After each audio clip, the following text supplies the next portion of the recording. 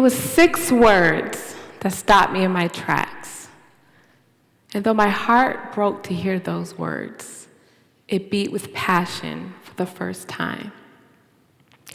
Brown people don't go to college. She was just a little girl, 7 years old, bright, full of potential, yet misguided. She could not be what she could not see. I answered her, "Yes, we do. I go to the University of Florida." She rolled her eyes with lots of attitude and said, "Whatever." And I laughed at her sassy remark, but inside I cried. What was this overwhelming feeling that I had? I was just volunteering, trying to get my practicum credits so I can graduate, then off to law school just like my family had planned. And here she comes and turns my world upside down. I could not get those words out of my head. Brown people don't go to college. I loved each and every day volunteering with those kids, especially those who came from unfortunate circumstances. And when I say unfortunate, I mean poverty, trauma, abuse, the whole cocktail of what research would label as at risk. But all I saw was promise.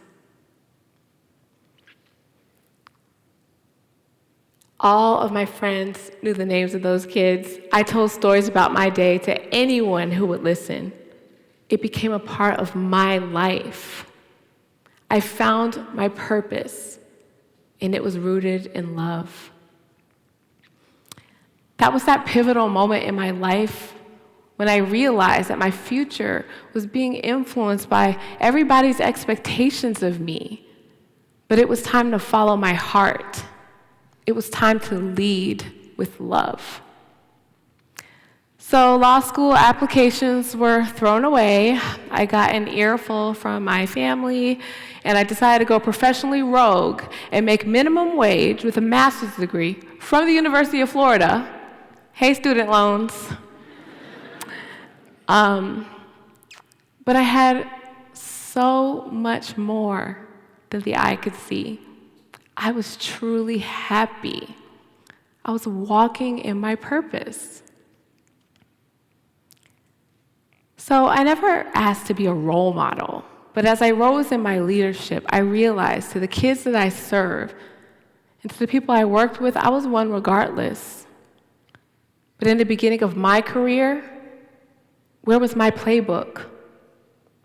Where were the women like me? Could I be what I could not see? I realized very quickly that I didn't have a choice. I had to create my own unique path. So my natural instincts to nurture, empathize, and show compassion became the foundation of my authentic leadership. Could it be perceived as weak? Maybe. Are those people wrong? Yeah. According to Gallup's widely respected State of the American Workplace report, disengaged employees cost businesses over $500 billion a year in lost productivity. Emotionally connected employees perform better overall. When people are not handled with care, it causes stress to their lives. It decreases morale, and trust me, performance will suffer.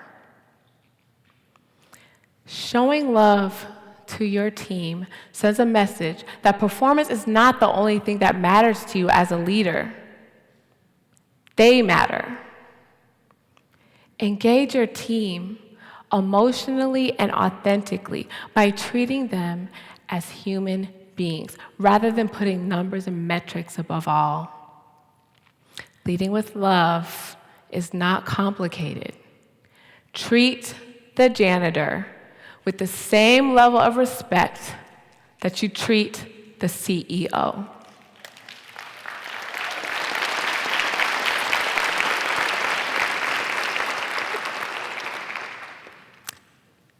Think about what would make others feel valued in their humanity.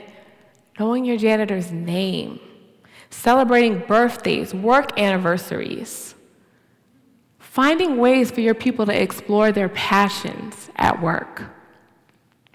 And always, always take the time to recognize great ideas and great work.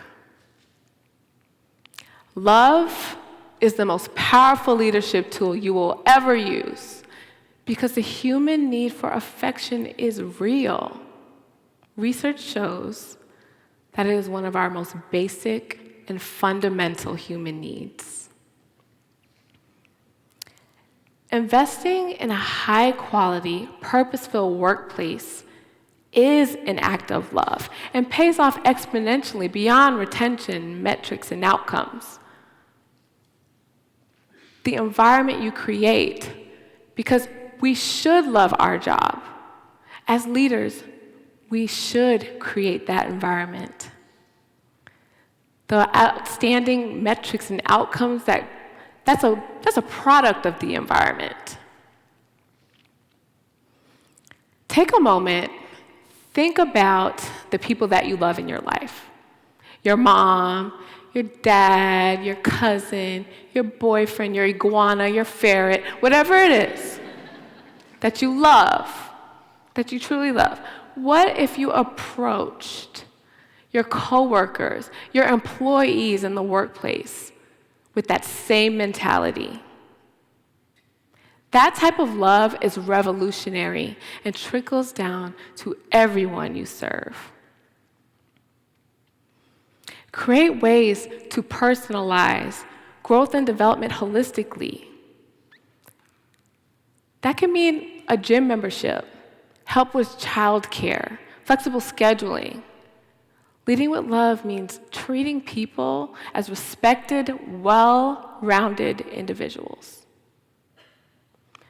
As Pace Center for Girl Alachua's executive director, I work with a statewide organization that provides transformational services to at-promise girls.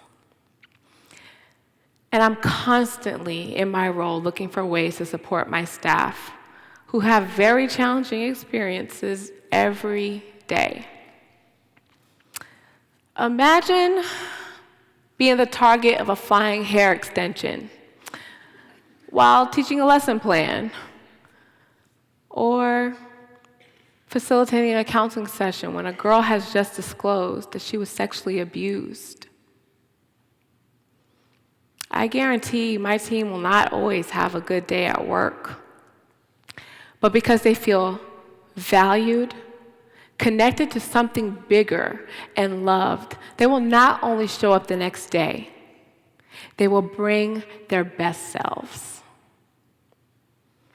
In our 2019 annual engagement survey, 100% of Pace Alachua staff said that the purpose and mission of the organization made them feel that their job was important.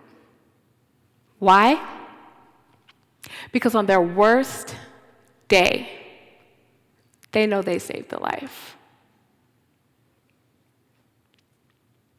And I make sure I connect them back to that mission every chance that I get. So my first and most important role in that mission is showing up. And not just for my staff, for the girls. Looking at them in the eyes, treating them as valuable human beings, not just as students. And unfortunately, for many of our girls, that's not a reality outside of our walls. I can see myself in every single one of our girls, and they can see themselves in me. On my very first day at Pace, a girl in a violent gang came up to me and said, "I want to be just like you when I grow up." She didn't know a thing about me, who I was, why I was there, but somehow she saw herself in me. She saw what she could be. I was creating my very own playbook.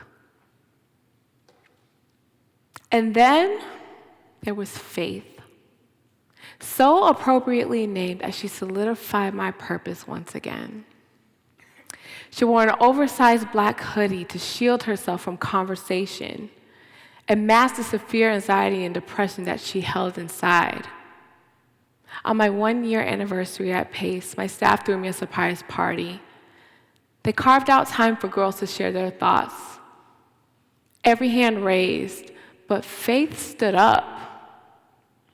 She took the hoodie from her head. She said, "Miss Natalya, I have bad days. I have really bad days. In fact, all of my days feel bad. But for some reason, when you look me in the eyes and you hug me, I know that everything is going to be all right." That's my faith. My faith and my purpose.